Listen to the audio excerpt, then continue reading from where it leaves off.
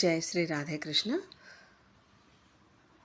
రావణాసురుడు సీతమ్మ దగ్గరికి వచ్చి, ఎందుకు ఆ బట్టలు ధరించి ఉంటావు, ఎందుకు ఉపవాసాలు చేస్తూ ఉంటావు, అలా చిక్కిపోతావు, ఇంట్లో ఎన్నో పట్టు వస్త్రాలున్నాయి, ఎన్నో ఆహార పదార్థాలు ఉన్నాయి, వాటిని భుజించి నన్ను చేరవచ్చు కదా అంటూ మాట్లాడతాడు. దాంతో సీతమ్మ అక్కడే ఉన్న ఒక గడ్డుపోచను అడ్డంగా పెట్టుకొని ఈ విధంగా మాట్లాడుతుంది. పరశ్రీ వ్యామోహం నీకు తగదు రావణ, నన్ను రామునికి అప్పచెప్పు. ఇప్పటికైనా నువ్వు ఇప్పటికీ కూడా రాముని క్షమించమని అడిగితే రాముల వారు క్షమించి నిన్ను చంపకుండా వదిలివేస్తారు అని చెప్పగా, రావణాసురుడు ఇంకా మాట్లాడుతూ ఉండగా అమ్మ ఇలా అంటుంది, నేను నిన్ను నా యొక్క పాతివ్రత్య ధర్మంతోనే చంపగలను, కానీ నా రాముని చేతే రక్షింపబడాలనే ధర్మం కొద్దీ నేను ఈ విధంగా ఎదురు చూస్తూ ఉన్నాను రాముని కోసం. రాముడు వచ్చి నిన్ను చంపే లోపల నీవే రామునికి నన్ను అప్పచెప్పు అని చెప్తుంది.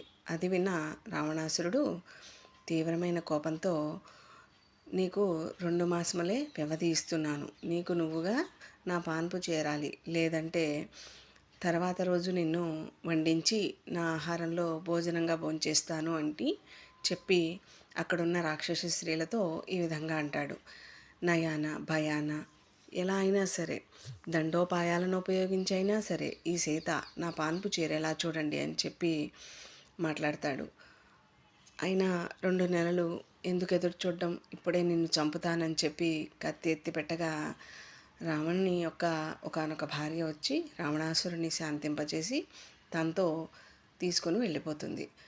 తర్వాత రాక్షస స్త్రీలందరూ కూడా సీతమ్మ శరీర భాగాలను, గుండెని నేను తింటాను, నడుమును నువ్వు తిను, తలను నువ్వు తిను, ఇలా వాటాలేసుకుంటూ మాట్లాడుతుండగా త్రిజట అని ఒక రాక్షసి నిద్రలేచి సీతమ్మ వారిని ఇప్పుడే పాదాలనంటి ప్రార్థించండి, సీతాదేవి సూర్యుని చంద్రుణ్ణి పట్టుకొని రాముణ్ణి చేరినట్టు నేను కలగన్నాను, దాని ప్రకారం అమ్మ త్వరలో రాజ్యానికి పట్టమనిషి అవుతుంది, శ్రీరాముని చేరుతుంది, రావణాసురుడు మరణిస్తాడు, ఒక్క విభీషణుడు మాత్రమే బ్రతికి ఉన్నాడని నా కలలో వచ్చింది, తెల్లవారుజామున వచ్చిన కళ నిజమవుతుంది, కాబట్టి మీరు వెంటనే ప్రాణాలతో ఉండాలంటే ఈ సీతమ్మని పాదాలంటి ప్రార్థించండి అని చెప్తుంది.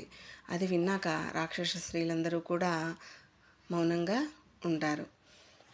అయితే ఇదంతా విన్న తర్వాత సీతాదేవి ఇంకా రాముడు రాలేదని మనసులో చింతపడుతూ, ఇంతగా నా పాతివ్రత్య ధర్మంతో నేల మీద పవళిస్తూ నేను ఎదురు చూస్తూ ఉన్నా కూడా రాముడు ఇంకా వచ్చి నన్ను రక్షించలేదు, ఈ నా ధర్మాచరణ బూడిదలో పోసిన పన్నీరే అయింది అని దుఃఖిస్తూ మాట్లాడుతుంది. వెనువెంటనే సీతమ్మ తను చేసిన దోషాన్ని గుర్తిస్తుంది. అరణ్యానికి వచ్చేటప్పుడు రాముడు అరణ్యవాసంలో కష్టాలు ఉంటాయి, సుఖాలు ఏమీ ఉండవు, ఏమీ దొరకవు అనగా, మీరు ఉంటే నా పక్కన అదే చాలు, అది తెమ్మని ఇది తెమ్మని నేను మిమ్మల్ని ఇబ్బంది పెట్టను అని చెప్పి మరి నేను అడవికి రామునితో పాటు వచ్చాను, ఈ మాయలేడిని చూసి కోరికతో రాముని కోరాను, ఇది మారీచ మాయ అని లక్ష్మణుడు చెప్తున్నా వినిపించుకోకుండా రాముని దూరం చేసుకున్నాను, అప్పుడు కూడా రక్షణగా లక్ష్మణుని ఉంచితే మారీచుడు అరిచిన అరుపు విని ఇంద్రాదులు వచ్చిన అన్నకు ఏమీ కాదు అని చెప్పి లక్ష్మణుడు తనకు రక్షణగా ఉంటాను అంటే రాముని చంపమని భరతుడు పంపగా నాపై కోరికతో వచ్చావు, అందుకే రాముని రక్షణకు వెళ్ళమంటే వెళ్ళటం లేదు అనగా, ఇక వినలేని లక్ష్మణుడు నేను తిరిగి వచ్చి అన్నావదులను కలిసి ఉండగా చూసే అదృష్టం ఈ రాక్షసమాయ వల్ల ఉన్నదో లేదో అంటూ బాధపడుతూ వెళ్ళటం, నేను తప్పు చేశాను, ఆ తప్పుకు 10 నెలలుగా రాముణ్ణి తలచి చేసిన తపఫలం కూడా ఆ తప్పును సరి అవ్వక కష్టాలు తీరకుండా రామునిగా చేరుకోలేనా అని అనుకొని దుఃఖం పంచుకునేవారు లేక ఆ బాధను తాళలేక తన కేశపాసం మెడకు చుట్టుకొని శిశుపా వృక్షపు కొమ్మను లాగి కట్టి కొమ్మ వదిలి ప్రాణత్యాగం చేయబోయెను. అది గమనించిన హనుమంతుడు ఇప్పుడు తను కనిపించినా కూడా రాక్షసమాయ అని అమ్మ అనుకుంటుంది. ఎలా అయినా సరే తను పలకరించితే అమ్మ కొమ్మని వదిలిందంటే ప్రాణం పోతుంది కాబట్టి చాలా జాగ్రత్తగా అమ్మ చేత ఆ ప్రయత్నాన్ని విరమించాలని భావించి ఏం చేయాలా అని రాముని యొక్క మధురమైన కథను పాటగా పాడటం చేస్తాడు. రామకథను దశరథ రాముడు యజ్ఞఫలంగా రామలక్ష్మణులు జన్మించారు అంటూ రాముని యొక్క కథను చక్కగా పాడతాడు. అది వింటూ సీతమ్మ తల్లి తన ప్రయత్నాన్ని విరమించి రామకథను రమణీయంగా ఆలపిస్తున్నది ఎవరా అని వెతకగా చెట్టు కొమ్మ నుంచి హనుమంతుడు దిగివచ్చి సీతమ్మకు కనిపిస్తాడు. అమ్మకు నమ్మకం కలిగించడానికి రామ లక్ష్మణుల రూపురేఖలను వర్ణించమంటే చక్కగా వర్ణించి నమ్మకం కలిగిస్తాడు.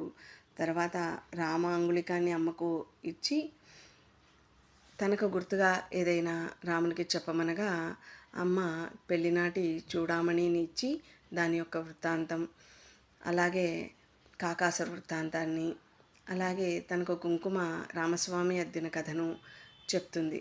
అయితే అదంతా విన్న హనుమంతుడు ఈ రాక్షస స్త్రీలు నిన్ను ఇంతగా హింస పెడుతున్నారు అని రాక్షస స్త్రీలపై కోపపడితే హనుమంతునితో అమ్మ విధంగా అంటుంది.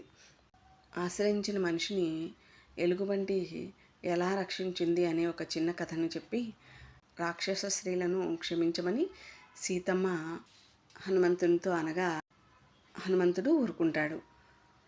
తర్వాత సీతమ్మను తనతో పాటు రమ్మనగా రామలక్ష్మణులు లేని సమయంలో ఆ రావణాసురుడు తీసుకుని వెళ్ళిపోయాడు, ఇప్పుడు హనుమ వచ్చి వెనక్కి తీసుకువెళ్ళాడు అని అంటారు. రాముడు వచ్చి రావణుడిని గెలిచి తీసుకొని వెళ్ళినప్పుడే రామునికి గౌరవం కనుక ఈ 2 మాసాలు రావణాసురుడు నాకు సమయాన్ని ఇచ్చారు, ఆ గడువు తీరకముందే రాముడు వచ్చి నన్ను చెప్పవలసింది అని చెప్తుంది. తర్వాత హనుమంతుడు సీతమ్మకు నమస్కరించి అశోకవనం రావణపుత్రులను మంత్రులను నాశనం చేసి మేఘనాథుడు వేసిన బ్రహ్మాస్త్రానికి గౌరవం ఇచ్చి కావాలనే పట్టుబడి రావణాసురుని కలిసి రాయబారం చేస్తారు. రాముని గురించి చెప్తారు, సీతమ్మను వెనక్కి ఇవ్వమంటారు. ఇదంతా విని రావణాసురుడు ఈ హనుమంతుడిని చంపమనగా విభీషణుడు వెంటనే లేచి దూతను చంపరాదు అని చెప్పగా హనుమంతుని తోకకు నిప్పు పెట్టమనగా హనుమంతుని తోకకు అలాగే వారంతా కలిసి నిప్పు పెడతారు. వెంటనే హనుమంతుడు లంకాపట్నాన్ని కాల్చి తర్వాత సీతమ్మను కలిసి వీడ్కోలు చెప్పి రాముని చేరుతారు. జై శ్రీ రాధే కృష్ణ.